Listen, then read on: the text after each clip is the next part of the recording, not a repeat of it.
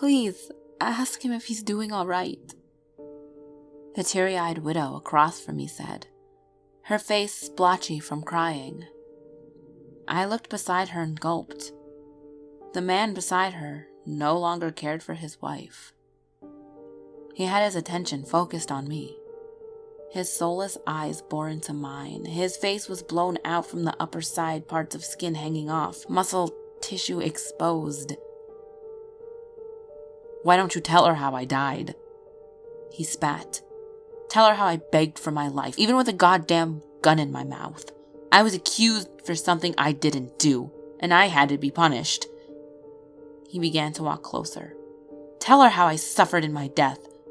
And now in this place, this godforsaken middle ground, tell her, you coward." He rushed in front of my face, inches away. A cold, damp air hung above us, looming over my head like death. I mustered a tight smile and looked past him at his widow. "He's doing fine, ma'am." "Bullshit," the man roared, trying to put his hands on me. The sound of the alarm on my phone startled me, and I could feel my heart racing, convinced it would pop out from my chest and land on the ground at our feet. "That's all for now. Our time is up." I escorted her out the door and let out a deep sigh. This is what I do for a living. I talk to the dead. I'm helping those who have lost their loved ones find closure by communicating with them. Many people believe mediums are a scam. I don't blame them. The theatrics, the shotgun vague statements, and hell, even getting a client to give information without them knowingly doing so. I will admit one thing though. If I cannot establish a strong connection with the other side, I will use cheap gimmicks and parlor tricks to pay the bills at the end of the day. There are many spirits I cannot see, and thus my imagination tends to get the best of me. To understand a bit more about mediums, I'll give you the only breakdown you need. Energy vibrates at different frequencies. Positive energy has a very high frequency, and negative energy has a lower frequency. A couple of years ago, I developed my extrasensory perceptions to the point where I was able to tune into energy, similar to radio tunes, into various frequencies depending on which station you select. Unfortunately for me, the negative energy came through more often than not, despite its lower frequencies. It's exhausting, and oftentimes I feel like it takes over my life. My method of coping was spending years moving from town to town, befriending the locals, and working odd jobs on the side for extra cash. The first time my senses were heightened to its maximum capability was the night after the mining accident. There had been 14 of us down there. Only 2 survived, including me. They call it a freak accident, but I knew better. I relied on the bottle of bourbon by my bed to put me to sleep that night. I couldn't differentiate from reality or dreams. I saw 12 of my coworkers in different stages of their life. At 15, Bobby was kicked out of his house, which was a good thing for him. He came from a very troubled home. At 18, Todd was asking Lisa to marry him, right there on the high school football field, where they had first met. At 21, Stan purchased his home and framed his biggest paycheck from his sales job, which he lost 3 years later, resulting in him working in the mines. At 30, Doug was promoted to lead manager, showing all the newbies the ropes. Flashes of their lives bombarded me in my sleep, and when I thought it was over, the messages came. "Send my love to Lisa," Todd would say. And the others, "Tell my children I love them. Tell my wife she's gonna get through this. Tell my parents I'll be with them soon." It wasn't that I didn't know how to help them pass through the other side. I just simply did not have the energy to. I was in bed for 3 days. I could barely leave to go to the washroom. Eventually, with time, I grew used to it. Each town I moved to, a freak accident would occur months later. I was cursed. Or was it a mere coincidence? The locals would whisper amongst themselves, but they wouldn't dare point the blame at anyone. After telling the sobbing widow goodbye, I shut the door behind me and let out a deep sigh. I felt lightheaded, and despite it being 11 in the afternoon, I wanted nothing more than a drink. I was about to step away from the door when I heard 2 knocks on the other side of the door. I figured it was the widow that she forgot something of hers. I turned around and my hand on the doorknob, I peered out through the peephole. Nobody was there. I released my hand once I heard the knocking again. What the?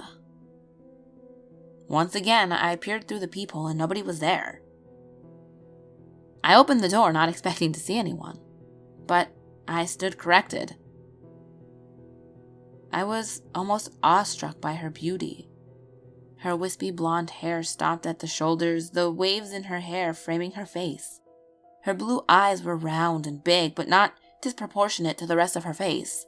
Her cheeks were flushed, as if she had been running, and her lips formed the perfect pout. I could almost feel my knees go weak. "Hi, I'm sorry to be a bother. I'm looking for a Matthew Smithson." My voice almost caught in my throat. "That's me. What can I do for you?" She smiled politely, her lips parted, showing a row of perfect white teeth.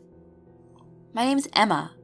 Stella Mitchin down at the coffee mill said that you have an extraordinary gift. I don't want to intrude, but someone very dear to me passed away 3 days ago, and I was hoping to get some answers." I furrowed my brows. She didn't look like someone who was mourning. But then again, each person dealt with grief in his or her own way. I nodded, opening the door wide and invited her in. I led her to the small table in the living room where I do most of my work from and sat across from her.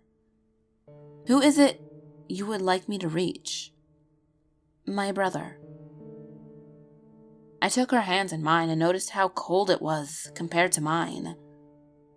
The next thing I noticed was the low frequency that came through. That meant it was negative. I braced myself for what was to come.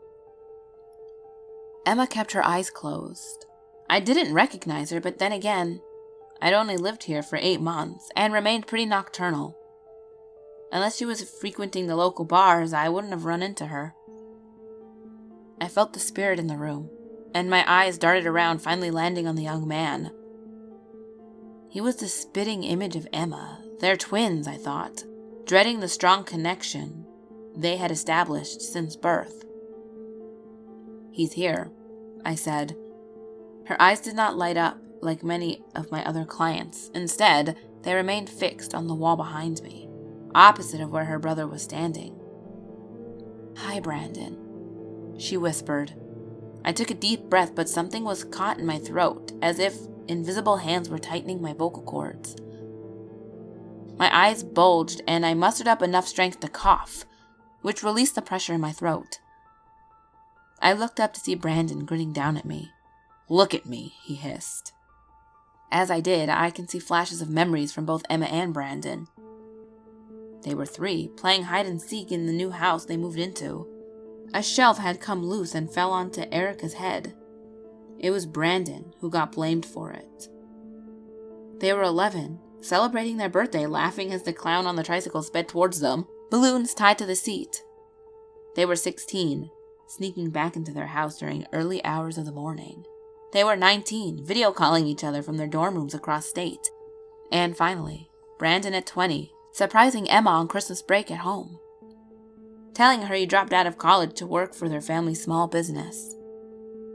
It played out like a movie. Brandon woke up early and took a small detour on the way to the family store. As an aspiring photographer, he took advantage of foggy mornings.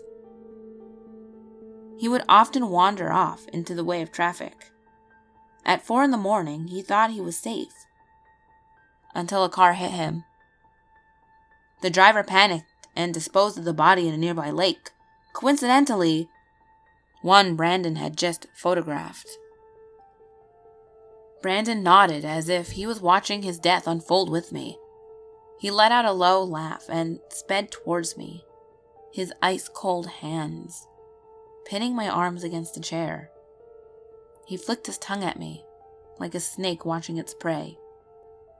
"Why don't you tell my sissy here the whole truth? Don't deceive a girl like her. She's pretty, but she ain't dumb." I gulped. I felt his breath on my neck. It was the same sensation as stepping out of a warm house and getting hit with a blast of cold wind in the dead of winter. I closed my eyes, praying to God that he would disappear, that this would end. Finally, I could feel my arms loosen up, the temperature in the room no longer chilly. I looked up at Emma and shook my head. "I'm sorry. He wasn't ready to communicate with us." I watched a single tear roll down her cheek before she brushed it off with the tip of her finger.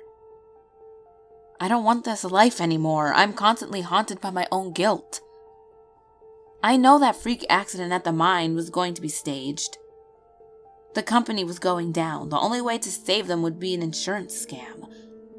As for Brandon, after another restless night, a quick drive led to many daydreams and distractions. The only time I snapped back into reality was when I heard the thump. You see, the spirits I can see clear as day are the ones I have killed."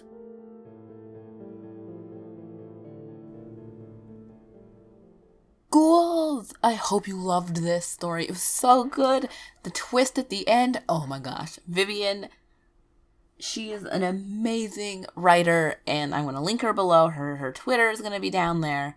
Her, link to the story is going to be down there. Just click it, show her some love from the ghouls, because it was amazing. All her writing is amazing. I love it.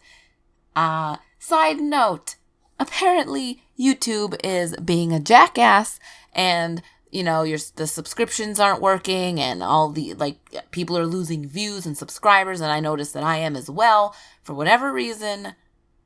I mean, it's kind of ridiculous. So you apparently have to hit that bell shit that's down there, the bell, I don't know, the notification bell, I guess, because I've noticed that I have been unsubscribed from channels I watch on the daily. Like CTFXC, I got unsubscribed. I don't know why. I watch them at least 4 times a week.